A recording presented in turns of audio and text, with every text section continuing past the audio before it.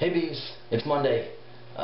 Actually, it's really early on Monday morning, and I thought that since Jess is technically not awake, that today still counts as the weekend or something. But anyway, I know you're waiting for her video, and you guys are really anxious and excited because you haven't seen her in forever, but I miss you too, and I wanted to say hello.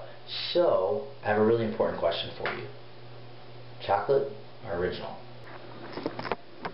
So there's this old couple that lives down the street from me, and sorry, I can't keep the camera straight. And they have this garden, and they started it at the beginning of spring, and they're all about it. Like, they have corn and potatoes and strawberries and all this like random stuff that they've started growing. And so yesterday I drove past it, and they put up signs that say, "Stay out, not a community garden." So I guess people were trying to steal their crops, which I understand can be frustrating if you're working hard on them. But it got me thinking, how do you start a community garden? Like, does someone just pay for the startup and then people just come by and take care of it? Like, how does that work? If you have a community garden in your area, you should tell me, because I could Google it, but it's not as fun. And I want one, and I want us to have one, because they're freaking cool. So you should tell me. Tell me about it. Ready? Go. No, really, right now. Go. And why is it that people don't realize they need to tip 10% to all food service? Not just restaurants. You should tip your barber 20%. I mean, I'm just saying. He determines your haircut. So, as you know, I went to Bonnaroo a couple weeks ago, like a month ago now, and I saw Mumford Sons live, and they are absolutely amazing, but I think the CD now has become like my mantra for daily life. Like, I put it on and play it all the freaking time. Do you have a CD that you do that with? Because that's definitely mine. And I haven't done that since Copeland, so I think Mumford Sons is my new Copeland.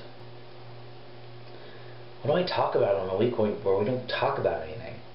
I'm just talking to me and the camera and you, and we're just hanging out, doing nothing. Oh, congrats to New York. I think I've already said that. Maybe. Maybe not. If not, then congratulations, New York. Texas is probably far, far behind. I'm trying to get some legal documentation changed in the state of Texas, and it is taking freaking forever, because every attorney I talk to is like, we're not specialized, we can't help you. We don't think you're going to win your court case, we can't help you.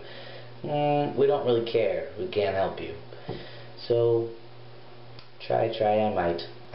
Aside from my donut question, which is very important and you should respond immediately. But I also have a question. I'm taking an English class this summer, and someone yesterday, we had to like write a blog about like what we learned and something about literature, and I don't know, it was like one of those discussion questions that you have to like input and then you have to respond to someone else, and someone was saying that they probably wouldn't read this blog if it wasn't for a class, because they don't really like literature. And I thought to myself, I used to really like literature, or reading, or books, or novels, or whatever.